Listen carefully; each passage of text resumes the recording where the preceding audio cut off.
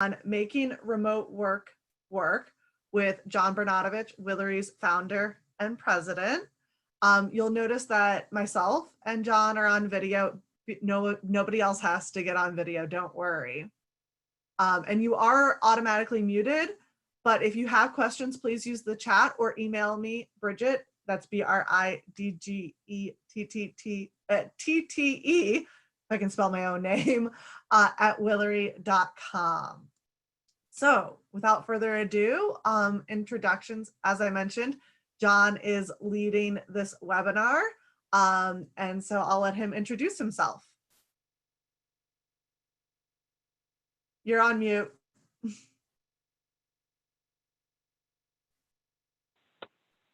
I guess that's the first lesson to share. Mute button perfection is something that doesn't exist in a virtual work environment. So many of us struggle sometimes with making sure we're not on mute. So thank you, Bridget, for keeping me in mind of my mute situation. At the same time, I did want to just open up before introducing myself with a heartfelt thank you to everyone for taking the time out today. I know all schedules are incredibly busy and disruptive. We're unwinding plans. We're planning for something we weren't expecting days, weeks, month ago, and we are establishing a new normal for our work life, our personal life, and our own health and safety. So I would be remiss without sharing that. I also this is an unprecedented webinar for me personally. I played some Stan Kenton music as you were on hold, as I am facing end of life for my dad, who's in hospice care. So if you can bear with me, I have done my absolute best to be prepared for today's webinar. We did pull this together very quickly because of the relevant topic, and I started my firm, Willery, in October of 2010, and I intentionally developed it to be 100% remote for our internal staff. I believed at the time that it was the future of work. I believed it was something I personally had wonderful experience with when I did it previously part-time at a prior employer. And I just felt like it was a way to transcend the business environment to a way that you can balance the personal needs of your family while being at times incredibly productive and other times incredibly distracted. But those distractions are usually wonderful ones that you aren't able necessarily to do when you are working in an office. Those distractions being your loved ones, your kids, your furry friends, the neighbor that comes over and knocks on the door to deliver you cookies or whatever the case might be. So we will certainly cover a wide array of topics today to get you, many of you that may not have been prepared for this transition, and give you some of the insights that we have done at Willery from day one and beyond to ensure that we have a productive workforce, that we keep people safe, obviously we have them connected, and that we leverage the culture that we've established within our firm. And so I will do my best to give you anecdotal and specific insights that will be helpful in a wide array. And I know we'll have a forum for communication on questions, which Bridget will facilitate. So that's a brief introduction of myself, and thank you for all taking the time to join me. Yes, I want to echo John in saying thank you. I'm Bridget Klein. I am Willery's Director of Marketing, and I started working from home 5 years ago when I started working for Willery. And for me, it's definitely been a great opportunity to be there for my family while really getting to do a job that I love. So I know this is a unique circumstance that more people are working from home, but I do believe in its power to revolutionize the balance and the understanding between work and life. All right, so we want you guys to kind of participate. We know it's a webinar, so sometimes that can be a little hard or awkward to participate in, but we are using a chat stream on our LinkedIn, which is linkedin.com/company/Willery1. Willery1 is our handle on all platforms of social media we are on. And there you can kind of share tips or comments, and I'll try to incorporate those into the presentation. And as John's talking, ask him certain questions that have been asked by this group. And then also comment on that post if you want to connect with others. You know, there are some of us who've been working from home for a long time, and others, you guys are just getting used to this. So how can you truly connect and also understand that everyone's kind of going through this unique and unknown experience together? If you want to ask a question in the chat feature, you are very welcome to. It is on typically the side of the screen. I know everyone has Zoom set up just a little differently, but when you are doing that, please direct it to everyone so that we will make sure to see it. Or you can email Bridget@Willery.com, and I spelled my name right on that screen, so I won't try and spell it out loud again. So our agenda today, we are breaking this up into two sections, one focused on employers. So looking at mobilizing remote work due to COVID-19, and what do you do now if you're just really getting started for that? Work from home tips for your staff, maintaining culture in a virtual environment, because it is a unique thing and it makes your culture very different, whether that virtual environment is temporary or permanent. How do you manage from a distance? And that was something that was unique for me as I became a manager in Willery. It's a different experience. And then the second half of our webinar is really focused on employees. So what do you do now that you're working from home, maybe unexpectedly, setting up your virtual office? The next part is, how do you deal with kids who are now home from school? Next, we have just the overall distractions. I mean, we're all used to maybe our coworkers being distractions, but it's very different when it's a roommate, a spouse, a pet, someone, that is typically, there's a distance there. Maintaining culture in a virtual environment, and then how do you handle being managed from a distance? John, do you have anything you'd like to add on the agenda? No, thank you, Bridget. I'm looking forward to covering all those topics, as well as any of the questions that anyone on the webinar has. So let's get started. All right, for the sake of employers, we're going to start with mobilizing remote work due to COVID-19. So but before I get into this, this is obviously unprecedented time, significant global concern over the spread of the coronavirus. In addition to that, government mandates shutting down schools and colleges and restaurants and bars, and additional group gatherings that we've seen even as low as 10, and in other countries around the world, home confinement, like in Italy that we're seeing. So to me, as I learned of and studied and evaluated COVID-19 and its potential impact, not only on our safety and understood as best I could all the news we were getting over the last few months, it really became evident to me that my primary focus was to ensure the safety was first and foremost amongst all the major disruptions that were going to take place. And in doing the things that the governor and other state and federal agencies are doing is around ensuring that safety around a new virus that we don't have a ton of knowledge on.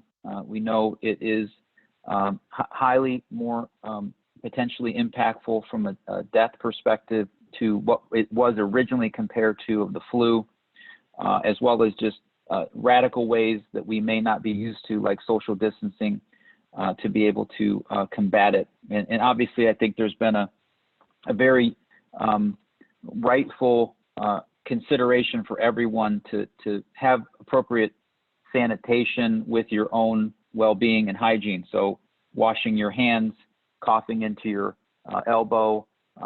I've now seen the fist pump has been replaced by the foot tap, and a number of other things that are going to cascade throughout our community for a long time, because this has been such a profound impact, such a unique time, one that feels like other major monumental times in the history of our country. In addition to that, it's a rare combination to me of fear, change, and the unknown, which is a recipe to elevate everyone's stress and anxiety.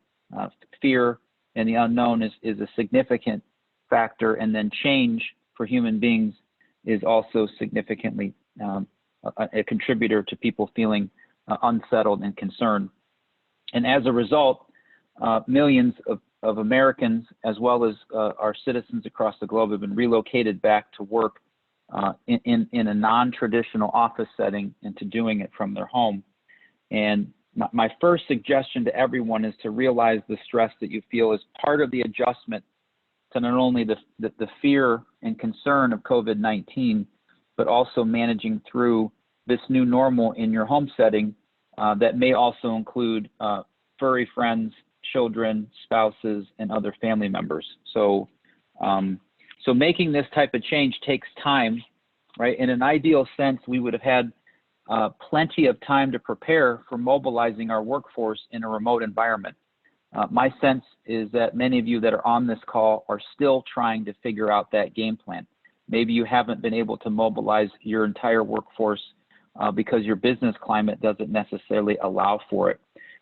And many of those mobile work transitions take months and years to take place, not necessarily hours and days, which is what we're embracing upon. So to me, besides the safety concern of what COVID-19 could do to our healthcare system and people's well-being, what I find to be the most challenging thing is the fact that we're unwinding so many plans that we had scheduled for, end of Q1, beginning of Q2, to where we're in this mode of mobilizing a workforce to get them all to be able to have a safe social distance and be able to complete some of the work requirements that we need to have done as a part of that. So to me, certain jobs in the midst of it cannot be done remotely. And they require you to take great care and thought. I've seen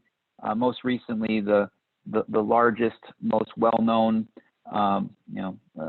employer in our country, Amazon, is daily updating about how they're handling a bunch of their staff members and employees and team members within their warehouse facilities to be able to deliver products to Americans and beyond during this unique time. And I just recently saw that they are now diminishing that down to essential items. So minimizing anything that maybe not necessarily is deemed as non-essential. So the pace that we're having to make decisions on, to me, in this regard, is staggering, right? The pace that we're having to do this. So first and foremost, as it relates to mobilizing your remote workforces, we've got to review the essential job duties that someone is necessarily required to do in that, and can those items be done remotely? So can the actual tasks that are at hand be necessarily done in a remote environment? So Bridget, if you can keep scrolling ahead, because you got control of the there you go. So if the job can be done remotely, then are you able to create the technology and the infrastructure to be able to do that in a way that makes that employee more productive in a home environment than not doing anything at all? So I'll have more to come on the tech part, because to me, as I contemplated and put together the slide deck for today, the technology aspect was paramount for us to be able to do this in a way that was successful and scalable for our staff. And some of you may be struggling with some more antiquated or server-based or only available on your traditional corporate office or in-home, or not in-home, but at your office technology. And so kind of working around that and trying to find the limitations that may cause are pretty paramount at this time. In addition to that, being mindful of the security that goes into accessing key information within your company. We see things now, traditional old technology around VPN, also now some more enhanced technology, pretty commonplace with what we call multi-factor authentication to ensure that if I'm getting on a laptop, on a Wi-Fi that's out of the normal course that you're coming into your tech, that you have another validation that it is actually me. So if you haven't had some of those multi-factor authentication tools, they are available and increase the security level that you would have. In addition to that, we have to be mindful of your people, right? So this is a tough one to describe, because as I get into culture, ideally, right, in an ideal sense, we would have had all this figured out in advance, and then we would have been able to hire people that fit into a work remote environment. And I will very graciously tell a story about my interview with Bridget when she interviewed for our marketing associate role over 5 years ago. And part of the interviewing process was I pretty much grilled her on her comfort and reasons why working in a remote environment were of appeal to her, because many of the other applicants that applied for that job were recently right out of college, not too dissimilar to Bridget, and they wanted extensive socialization in their job. And the fact of them not being able to be around people every day became an automatic red flag for them to consider Willery as an employer. So luckily for us, it worked right for Willery and for Bridget. And 5+ years later, she, as you can tell, is doing a much better job in branding Willery than I am. You can tell I'm an avid Browns fan, so that's the backdrop of my office. So you have to assess each person. So what I would suggest that you do in that regard is to realize and be just very specific about each of the people that you put out into a remote environment. And if they were not prepared for this a week ago, I would encourage you to evaluate them in their ability to work autonomously in a disciplined way with self-inflicted structure. Because in a remote environment and under the confines we are around social distancing, you as their manager can, and or the people that are managing them, can't come into their home and they can't sit over their shoulder and make sure that the work is being done. So you certainly need to ensure that that individual is capable and able. Yes, Bridget. I was going to say, I think working virtually can understandably exacerbate some issues that employees have. So if they have an issue staying on topic and not getting distracted at work, you should be mindful that that is likely going to happen in a different capacity when they are at home. Now, the inverse can be true if you have someone who might be overtly social and gets distracted by the people element of an office. When they're in their own environment, you know, there is that you remove some of that distraction. So understanding where people struggle in an office and thinking about how to combat that when they are virtual, I think is a great place to also be mindful of. Thank you, Bridget. And I'll just share my story, what drove me to this. I worked at a large outsourced payroll servicing company named ADP for about 10 years. In the last few years in that job, they started to offer the sales professionals the ability to work partially remote. And it took me a while to adjust. I was actually less productive at home than I was in the office because I grew up just working in an office and having that discipline. But over time, I became more productive. And then I joined a boutique search firm of which we were, we did executive level search. And I did that for about 4 years. And about 6 months before I left that firm, my wife and I had our second child, Mallory. And I decided to take a month off of going into the office And my first priority was to take care of my wife and make sure that she was well and support her as she obviously went through all that she did in giving birth to Mallory.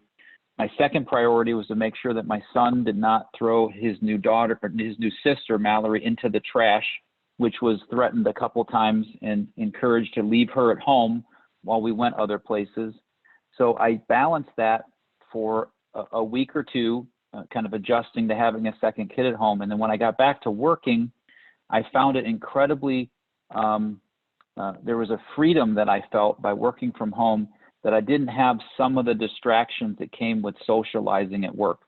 And I could really focus on getting the work I needed to get done, and then have the ability to then go change a diaper, console my wife, provide the type of insight and support that a father could with a new baby at home. So I then went back to work in a traditional sense, and a few months later just felt right for me to start Willery. And in doing so, I said I want to be able to set up my work environment in that regard, so that I could, as I said before, have the best of both worlds.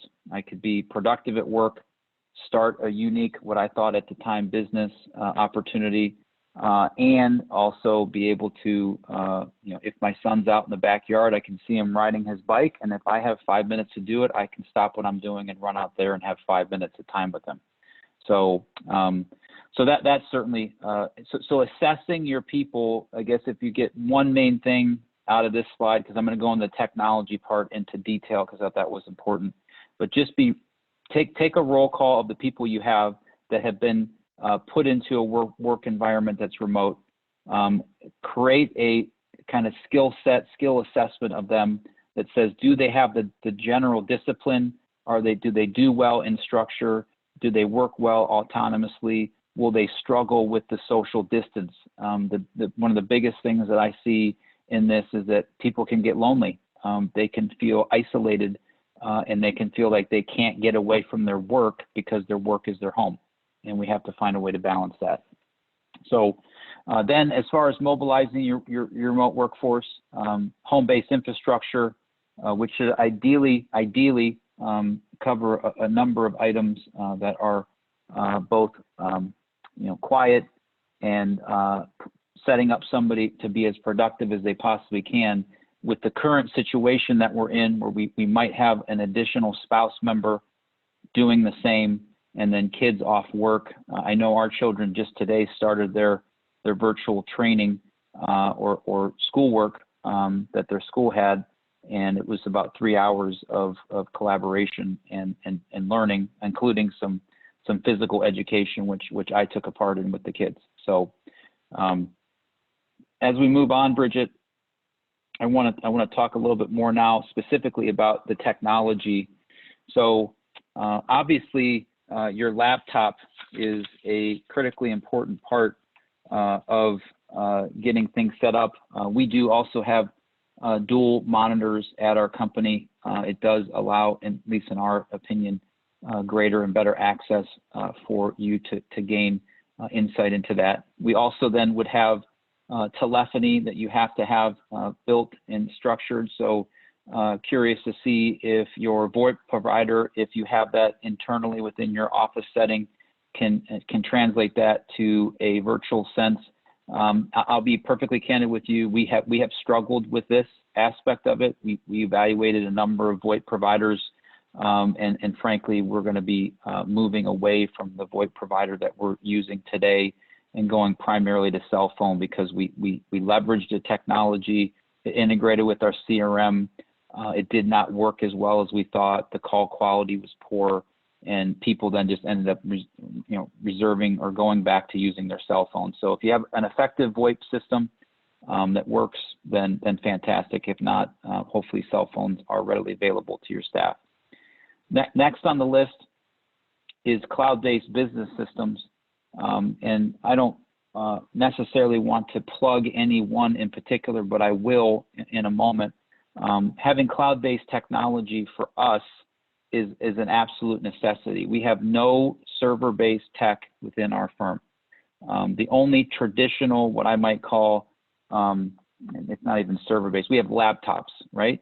and then laptops, they become the ability for you to access through obviously Wi-Fi and secure internet to these business systems. So those business systems can include things like your human resource and payroll application, your CRM, your accounting and finance tools, maybe a marketing automation system. We also use something called Smartsheets, which is basically a collaboration tool for projects that we can then all leverage that in a web-based platform.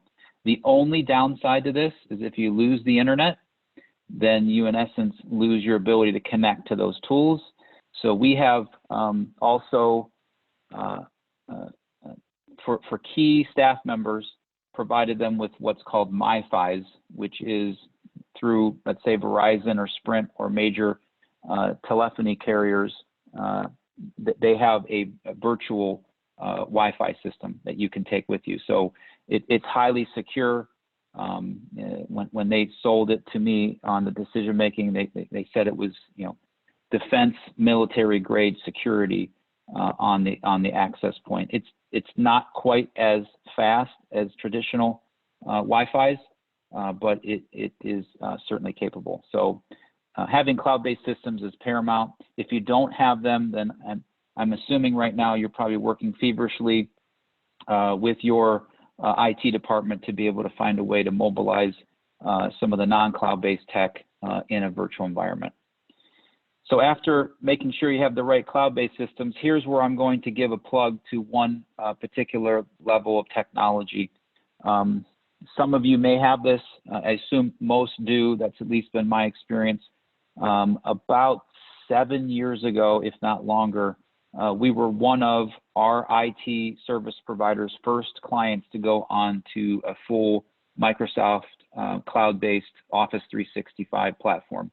So we've been running on Microsoft Office 365, I believe, since 2013, in which we have full access to all the Microsoft suite and beyond. Their tech around PowerPoint and Word documents and Excel and SharePoint and OneDrive, and now their new kind of rebranded version of Skype, which is Teams, which is a collaboration tool that can be used to help you collaborate with your group. So and then finally, this video conferencing is paramountly important because especially now, one of the key aspects of having success in a virtual environment is to be able to socialize with your colleagues. And we have forced, at least in the past, had at least an every other month meeting as a group for our team to socialize. And because they don't see each other often, I feel like I am the school teacher at the high school reunion to get everybody back in order so that we can actually have a business meeting because there's a ton of socialization going on. We can't do this now, right? This is a different time. So I'd recommend leveraging some form of video conferencing. We're obviously on Zoom right now. Again, I'm not trying to plug, I'm not getting paid by Microsoft Office 365, but we have found Zoom to be the most reliable video conferencing tool that's available. I did just see that the CEO of Zoom is offering free Zoom capabilities to schools and colleges, which I thought was really, really unique. There's a bunch of them out there. There's Uber, there's GoToMeeting, there's a wide array. Again, leverage them to the best of your ability. Yeah, we've used Bridget. Uber Conference is one that we've used, and they just recently added some video options, obviously using Teams or Skype. And then another good point about video conferencing is for those people that you're not entirely trusting to be as present as you expect them to be. And it adds a layer of accountability. You can see them, you can see if they're paying attention or if they're trying to do something else.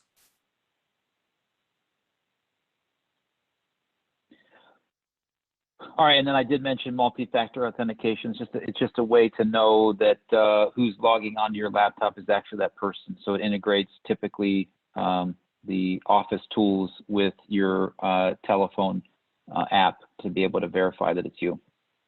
So as we continue on in mobilizing, once they're actually set up virtually, one of the most important things that we need to do is to create structure. We have at Willery very structured based schedules for our different departments and interdepartment meetings. So make sure that there's a schedule that's established, that their managers have consistent check-in, that you do have department or team meetings. I also would recommend that your CEO provide firm-wide communication, at least on a weekly basis. That's what we do as a firm to make sure that you keep people feeling connected. I have been over-communicating to my team over the last week or so, just to keep them abreast of what I'm seeing, good and bad, in our business and with the corona outbreak scare and what we're doing about it. I believe this creates routine and it gives them a chance to check in on a consistent basis. Next is collaboration. You say that, oh gosh, how am I going to collaborate if I can't walk into Steve's office and sit down and have an in-depth conversation? That's where the video tool can become incredibly powerful. You can see people's facial expressions. You can get a sense that they're not paying attention, which is a very common thing during conference calls. For all of us that have been on that, you've been on mute, you've not been paying attention, you get called out and you start talking and you're still on mute and you're making stuff up. So being able to see people's eyes, their body language, and collaborating in that way is incredibly important.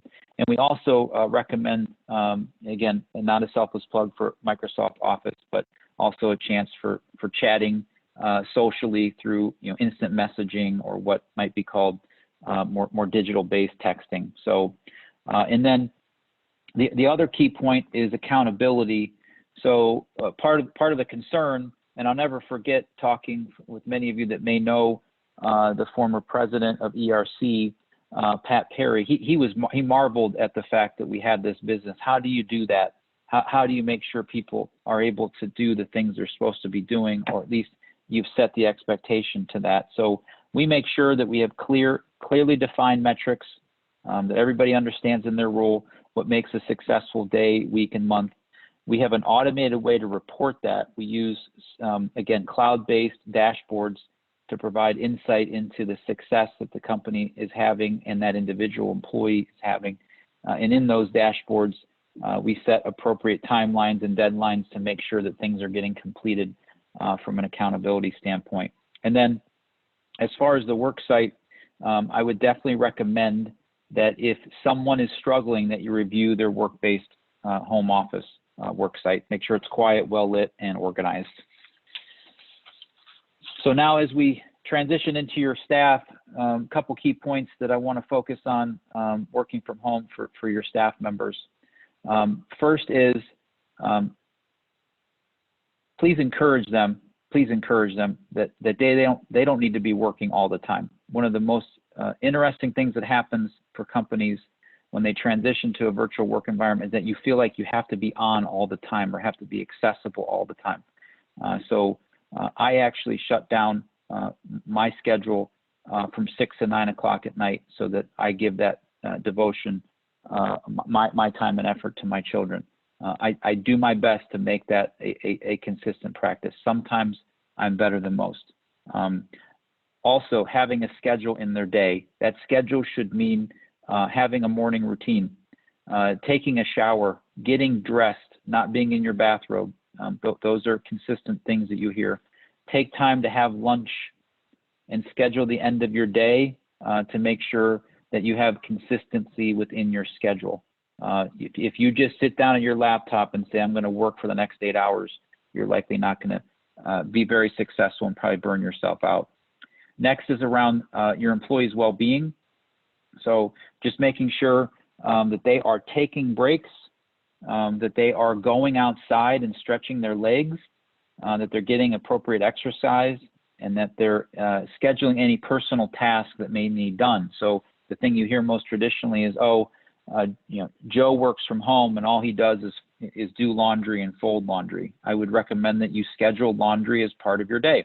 So if you're going to go have lunch at 12 o'clock end a few minutes early, get the laundry on while you're having lunch, and then put it in the dryer. And by the time lunch is over and your next conference call, then so be it. There you go. You have your laundry completed. I would then also recommend that we establish a work buddy. So if you're able to do that, the reason why we recommend this is that this is, again, a way for people to socialize, to connect with people. We all have friends at work. We all have different people that we get along with better than others. So I'd encourage you to make sure that you have a virtual work buddy, especially during this time, because there's no defined period when we're going to be able to potentially go back and socialize in the traditional way we had done before. Next is to batch your work. So what I mean by that in batching your work is, again, 90 minutes of focus is about all you can give.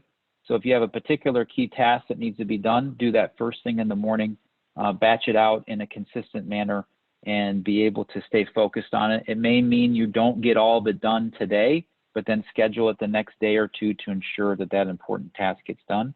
And then lastly is, I'm a big believer in discipline to your to-do list. My to-do list is twofold. I have a page to page and a half to-do list that's got everything I want to get done. And then every day I establish a list between 3 to 5 things that absolutely have to get done today. And I measure myself on my ability to get those particular items completed. So next, oh, go ahead, Bridget. Yes. I was gonna say, one of my coworkers, Christine Peters, has done a phenomenal job on the topic of unitasking. So as a follow-up, we'll be sending out some resources that will allow you, that will share more about batch work, which I think is great if you know you're going to be entering the system, try to batch them all together, all your tech-based things at one point, maybe things that I need to communicate with people at one time. So we'll send that out as well as a follow-up. Thank you, Bridget. So next should be culture. Oh, well, I forgot that part. So this was, there you go. So it is a joke that many times people within our firm are working sometimes all day in their robe. Just make sure that you take time to create your morning routine to make it feel like you had a start to your workday and that you have an end to it, and make sure that you're getting dressed.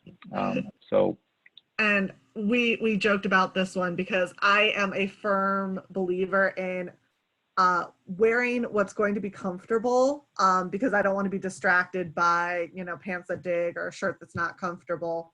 All those things that when you wear business casual clothes aren't necessarily your go-to items.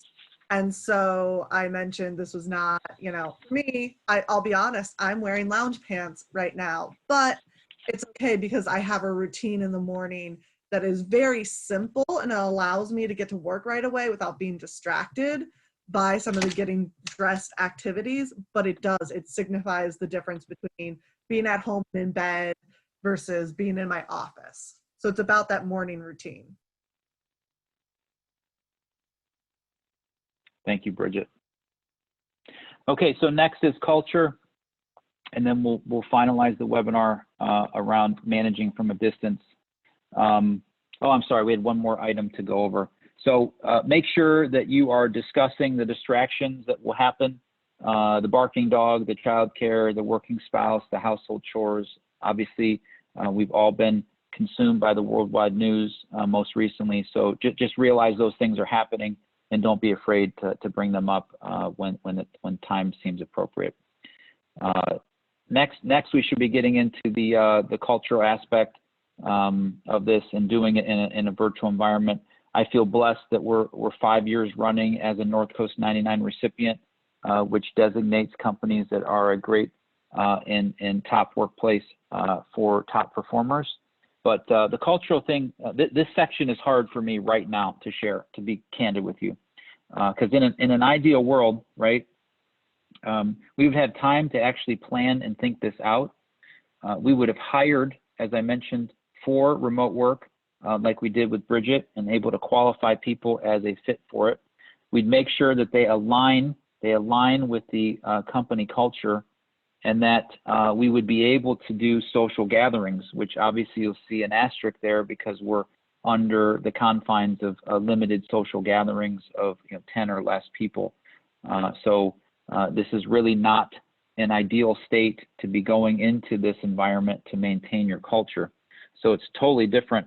And in this case, if you think about it, 2 weeks ago, we were worried about daylight savings time, right? We're losing an hour, and now we're faced with what is COVID-19. So in my suggestions to you, as we move on to the next slide, is to clearly define from a culture perspective, right? In the new normal, this is our new normal, that we want to clearly define and remind of your core values, right? Your core values are what are the lifeblood of your company. Make sure that they're consistently being portrayed throughout verbal and written communication to your employee population, because they don't have the benefit of all the signage and paraphernalia you might have displayed within your company's corporate office or the office that they're working in. I would also recommend that you document work from home standards. Those standards should be things like results are expected. We anticipate and you should be available during work hours. We definitely would recommend over communicating. I also suggest to not overuse email. Email can become an incredible distraction. Most recently, I just shared with my team that if you need to get a hold of me, don't use an email to get a hold of me. Call me or text me, or use Teams to try to connect. So don't over rely on that. You might need to develop on the fly SOPs if they don't exist today to be able to create standard operating procedures for things like onboarding or offboarding, or if you need to go into some sort of performance review scenario, or I know some of us are facing decisions around having to make layoffs, making sure that those SOPs are established. We also have to be really considerate of what this new normal is, and be flexible with our people, because we're all adjusting to this new setup. This is terribly new.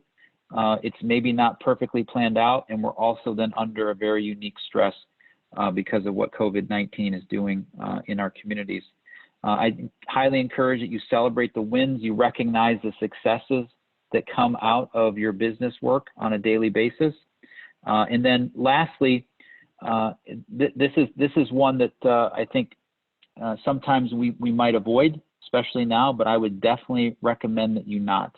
That you address issues immediately, and you address them with facts and data.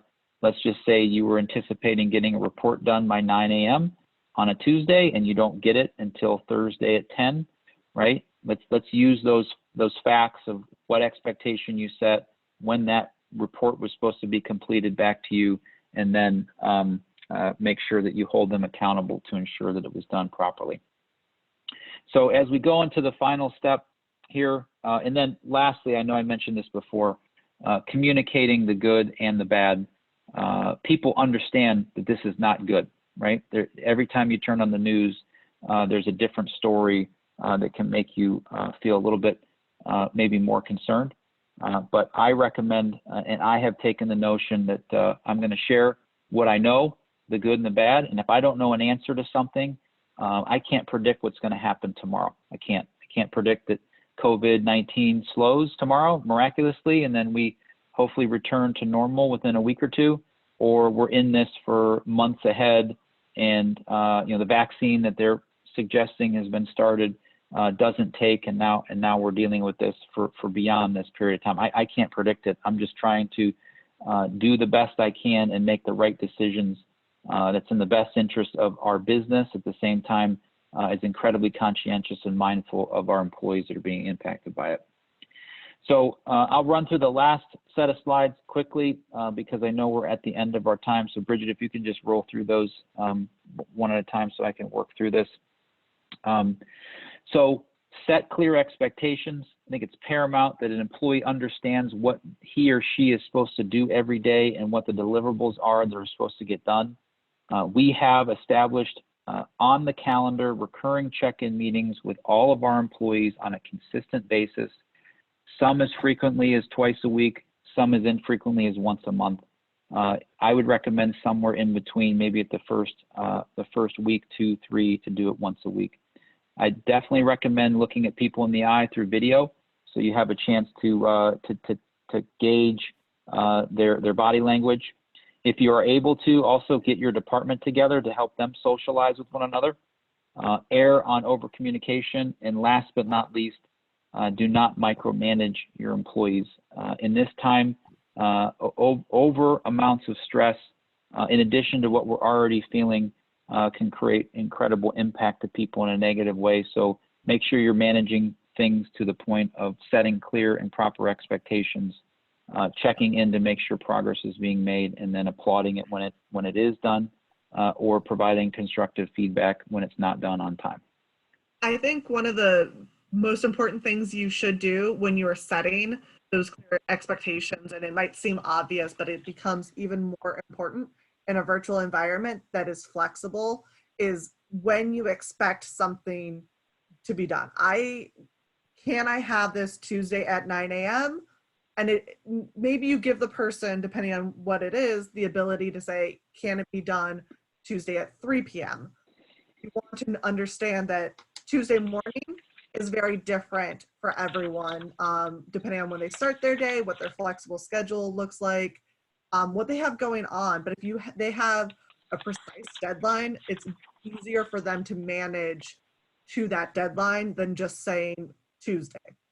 And when you're in an environment, you're not seeing them and maybe reminding them, or you're not able to see that they are working on something. Yeah, so that brings us to the end of our first half of the webinar for employers. I apologize for going a couple minutes over. That's on me. And so I just want to share this with you. If anybody needs any help in trying to take your organization from a non-remote work from home environment to a virtual one, please do not hesitate to reach out to Bridget or myself. I'm john@willory.com, JOHN@WILLORY.com. We are a small business. We are obviously impacted by this change. We've had a number of clients that have had suspension of new job, open positions, projects put on hold, and I know there's a big push around supporting those small companies. I just would ask if you know of someone in need and need support, whether how to virtualize their workforce or may need support around their HR and payroll team as you navigate through what is our new normal for the time being, please don't hesitate to reach out. I know we also did get a number of questions. I think, Bridget, you did address them through the chat, but we will follow up with that at an appropriate time. Yeah, and I think there is 2 really important questions, just to, I'll key them up and let John answer. The first one being, how do you onboard new hires in a remote environment, especially when maybe you weren't otherwise intending to? And then how do you conduct interviews in person? And the first thing I'll say is that the I-9 process has been loosened in some ways, that it doesn't have to be, and I'll let John clarify because I am not the expert, but the government has loosened some of those requirements. Currently in the idea of social distancing. So John, how do we onboard new employees? Yeah, so again, luckily we have been prepared for this well in advance. So we have virtualized onboarding tools that make the process pretty simplified. It's integrated directly within our background check company. If you don't have those capabilities, my primary suggestion would be for you to virtualize all the forms that you would necessarily need to have completed, or if your HCM system provider that you may have offers that service, and you can expeditiously turn that feature functionality on. So I think best case scenario, you already had it in place and you're just kind of rinsing and repeating. Kind of in the middle, best case is you've got a technology that's available to you, just have to turn it on, and then potentially that waiting period. Worst case scenario is that you virtualize and digitize the necessary forms to be completed, have them be filled out. We actually use a system called EchoSign, which has a number of the necessary W-4, I-9 state, local forms necessary, direct deposit. So you can virtualize those forms in an electronic aspect and have them be signed electronically that way. And then to Bridget's point, there has been some softening of the, to accommodate social distancing with collecting I-9 and verifying information in that regard. So we can send that out in the communication we have. And then the other question, Bridget, I apologize. I was so focused on that one, I forgot. That was the main question, but I think also, how do you Oh, the interviewing, Yeah. interviewing, yes. Yeah, so, okay, so if you don't have video interviewing set up through some of the traditional, like HireVue as an example, is kind of a standard, the leading standard platform for web-based interviewing. I would recommend using tools like Zoom, like GoToMeeting, like Uber. Uber Conference, just so you know, costs us, I think, $10 a month per line. So it's fairly inexpensive. And you can share that line through like setting it up as a room within your Microsoft Office platform. And so I would suggest that you use that as a means to conduct those in-person, air quote, in-person interviews in a virtual way. And then, there has to be some level of verification that that actually is that person. So that part, I don't have a perfectly great answer for right now, but definitely using web-based platforms for video conferencing as best you can, and then validating, ensuring with appropriate social distancing when you onboard staff. You obviously can bring them or meet them somewhere, obviously provide them with the paperwork to complete, let them do that at a safe distance, and then return it appropriately. And another question is, what do you do about connectivity issues, sometimes slow internet? I know we addressed the MiFis, but do you have any other recommendations on that? Yeah, great question. So number one, some of your employees were not planning to actually work from home. So I know, as an example, when my son is playing a video game and I'm doing something intense on my work, he'll come and tell me that he's lagging, which becomes a major issue in my son's life. And obviously we're working on that. You can then ask your employees to get an enhanced level of internet speed. So that may end up costing them more money. It may end up being a cost for you as an employer, which I know we're all trying to be conscientious of. We do also have the MiFi capabilities that are there through Sprint, Verizon, et cetera.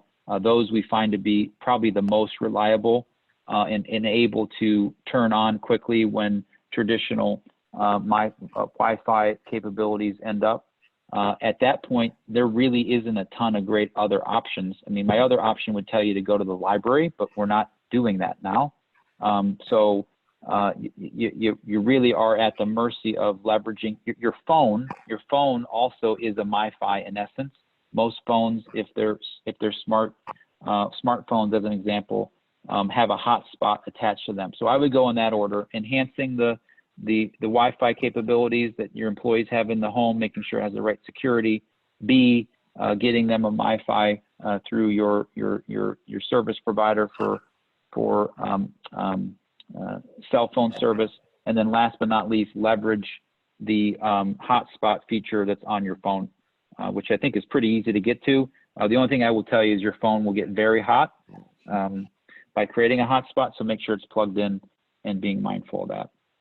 And I will say my other recommendation is, and I know that not all roles and responsibilities can do this, but I always have a list and some resources that are saved onto my desktop that in case my internet goes down, or a list of things that I need to think about that maybe don't require internet. I always have that prepared in case something happens, or, again, in this current age, my daughter's on Netflix, my husband's working from home, everyone else in the neighborhood is also working from home, so things are slower. But luckily, I've been lucky not to have that internet.